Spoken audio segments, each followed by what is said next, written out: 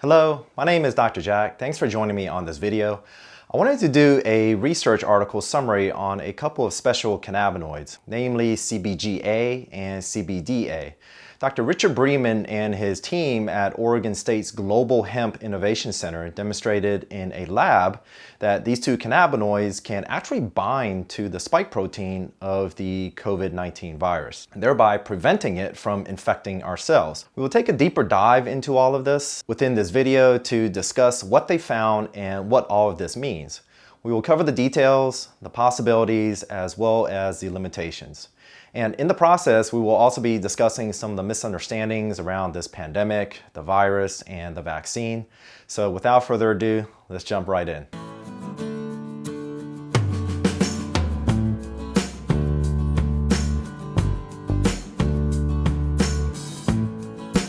So if you're interested in this article, I will link it down below in the description. It was published in the Journal of Natural Products titled Cannabinoids Block Cellular Entry of SARS-CoV-2 and the Emerging Variants. Since being published, the internet and media has been discussing it pretty heavily. You may have already heard about it at this point. And in this situation, I will say it's pretty cool what they found, and it just lends more evidence towards what I have been preaching for a while now, and that is that the cannabis plant may be the most amazing plant on earth due to all of its usages and how it interacts with our body's own cannabis system called the endocannabinoid system. They looked at the COVID-19 virus variants of B.1.1.7, or better known as alpha. That was first found in the United Kingdom, and the B.1.351, or beta, which was first found in South Africa. They took these variants because their spike protein mutations seem to over time fight off antibodies made by our immune system. Now, if you want to learn more about the virus or about the vaccine and how it all works, I really suggest watching my previous videos on all of this, where I go quite in depth discussing how the virus infects your cells,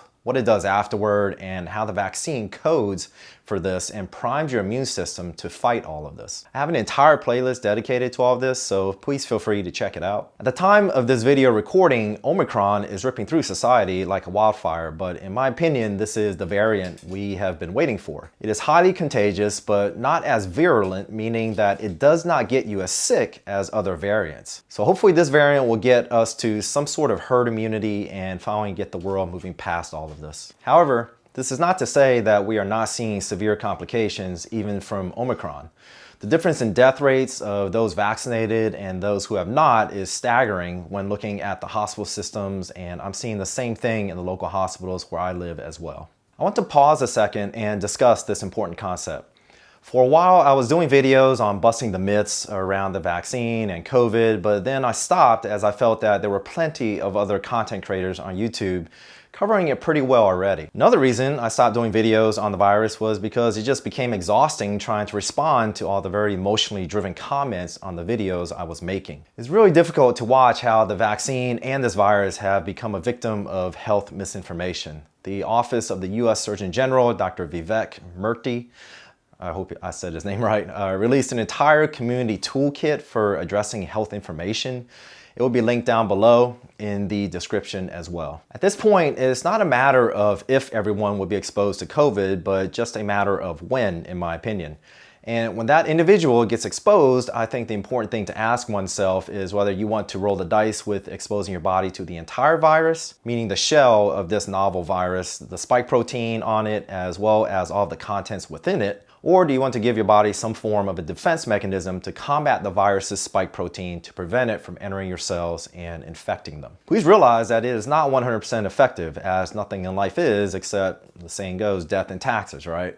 But it does a very good job in offering protection from your chances of being hospitalized and possible death. I've done videos on how amazing the mRNA technology is and how it is currently being researched not only for other vaccines, but also to help fight cancer and treat allergies as well. It's truly amazing that we have the computational power and technology to do all of this today. And for those of you that follow the channel, you know I'm a huge fan of amazing technology. I wanted to make that clear because there are so many myths out there at this point, and people think that it's some sort of shield to all infections. Well, that's a wrong way of thinking about the vaccine. I suggest thinking about it like the flu vaccine. It does not necessarily prevent you from getting infected, but it should reduce how sick you get from the flu by priming priming your immune system to fight it better when they see the antigen or foreign protein for a second time. I actually had someone who was diagnosed with the flu and they were angry because they felt that they got the vaccine for nothing.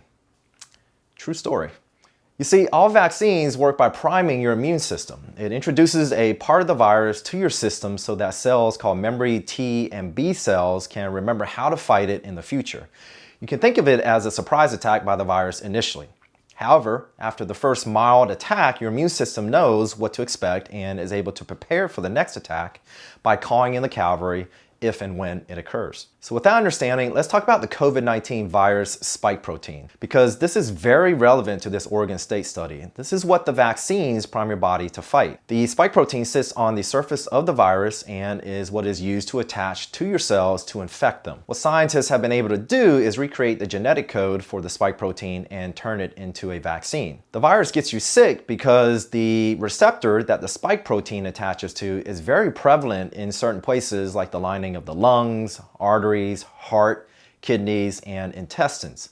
This is why most people who get the worst outcomes and get very sick have issues with these organs, leading to various complications. They bind to the cells through the receptor called ACE2 receptor. It sits on the surface of these cells. By the way, this is not a novel way of attacking viruses. The same thing is done to control other viruses like HIV and the hepatitis C virus. This team of researchers took the spike protein and mixed it in with various cannabinoids. And they mixed it in with a lot of cannabinoids, specifically CBGA, THCA, -A, CBDA, CBNA, CBG, CBN, Delta 8, Delta 9, THC, CBD, CBC, and CBDV. All of those are cannabinoids. They found that the CBGA and CBDA stuck to the spike proteins of the COVID-19 virus, preventing cell entry and infection. As we mentioned before, you can think of the spike protein as the hand that the virus uses to sort of handshake your cell. Every virus wants to hijack your cell's machinery to replicate.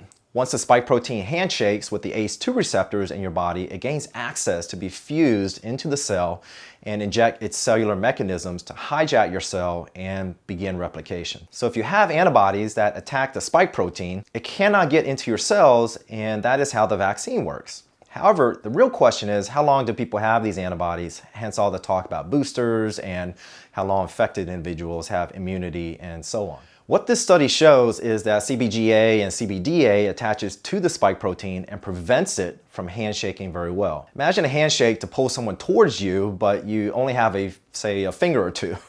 You cannot pull the other person very well towards you, and I'm not sure if that's the best analogy, but hopefully you get my point. They also looked at various mutations within the alpha and beta variants they tested of the spike protein, and it still worked. It's still attached to the spike protein, preventing cell entry. The article discusses how if you couple this mechanism with a vaccination where your body identifies and creates antibodies to eliminate the spike protein, then it's a double whammy on the virus. So you might be asking yourself, what's with the A part at the end of the CBG and CBD? It is the acidic forms of CBG and CBD. You see, CBGA is oftentimes referred to as the quote-unquote mother of all cannabinoids because it becomes other cannabinoids like CBDA, THCA, and CBCA. You can think of the acidic form as the raw form of the particular cannabinoid. Take the example of CBDA. It is the quote-unquote raw form of CBD. Once you decarboxylate it or heat it or simply let it sit in a room, even at room temperature, CBDA slowly becomes CBD. It is important to note that you can never smoke or vape CBDA or CBGA and expect to get any of it in your system because the addition of the heat decarboxylates it to become CBD or CBG. It has to be consumed in a raw form, whether orally or sublingually or under the tongue in a tincture form. And don't forget that they did look at CBD and CBG, so its non-acidic forms, to see if it bound to the spike protein to prevent attachment, and they did not. So there is a vast difference between the acidic forms of these cannabinoids and the non-acidic forms. Studies have also shown that CBDA and CBGA is more potent than CBD or CBG. It's worth mentioning that neither CBD nor CBG or their acidic forms cause a high or euphoria effect.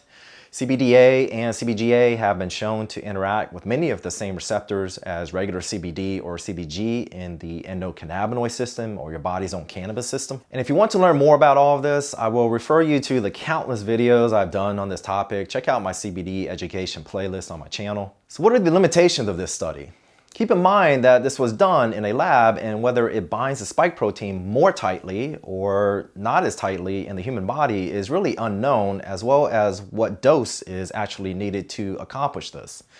The study does mention it briefly, but unless clinical trials are conducted, then we won't really know precisely. Even then, if you watch my video on dosing CBD, you will find that it is highly individualized, meaning that the same dose that works for me may not work for you, and you may need a bit more or a bit less. I would also be curious to see if there's an entourage effect, meaning it could show even better results if all the other phytonutrients were present as well, like say the other terpenes and flavonoids within the cannabis plant. So to wrap all of this up, this study in my opinion was amazing in regards to what they found. It only goes to show what I say often, and that is that we are only beginning to scratch the surface of this amazing plant. We're seeing only the tip of the iceberg. We need to reschedule cannabis in all of its forms so that researchers have less difficulty in being able to research the cannabis plant even further. We simply do not know what we do not know at this point, and having a bunch of impedances to unlock the plant's true potential is simply delaying obtaining more knowledge. And besides, that's what this channel is all about, right? It's all about sharing knowledge to help you live a healthier, happier, wiser life. So if you liked what you saw here, then please do all that YouTube stuff, especially hitting the like button for the algorithm to spread the knowledge. And I welcome constructive comments below. I say this because this video talks about the pandemic, the virus, and vaccines, so I'm sure I'll get a bunch of nasty comments again, as with every video I did on these topics. So please be nice and constructive in your comments and encourage dialogue, as we simply do not do that enough these days. As always, thank you for watching. Till next time, take care, stay safe, bye-bye, Pura Vida.